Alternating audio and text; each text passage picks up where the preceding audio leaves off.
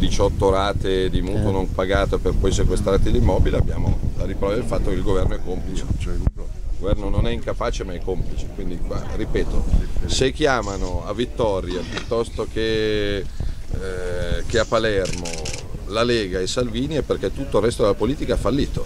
Noi cerchiamo di piccoli passi, non grandi progetti.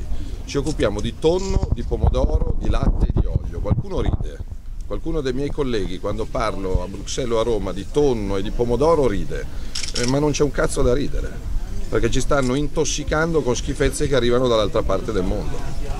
Ma la Lega apre al Movimento 5 Stelle? No, la Lega è la Lega, poi se ci sono battaglie comuni su alcuni fronti ben vengano, però la Lega fa la Lega. Allora parliamo delle... Le risorse vengano spese bene, in Sicilia non sono state spese bene, l'autonomia siciliana è stata usata male, in questo momento poi il problema è nazionale, non è del nord o del sud, l'Europa sta massacrando l'Italia da nord a sud con una moneta sbagliata, con un'immigrazione di massa, con direttive sull'agricoltura che sono demenziali, quindi in questo momento o si vince o si perde tutti insieme. No, ma penso al riso che arriva dalla Birmania, alle arance dal Marocco, al pomodoro, a voglia, c'è l'imbarazzo, al latte, i 3/4 del latte a lunga conservazione arriva dall'estero. Qua si tratta di avere un governo con le palle che va a Bruxelles e difende il Made in Italy, punto. Se te lo fanno fare lo fai, se non te lo fanno fare rimetti in discussione l'Europa come fanno tutti gli altri. E voi cosa state facendo?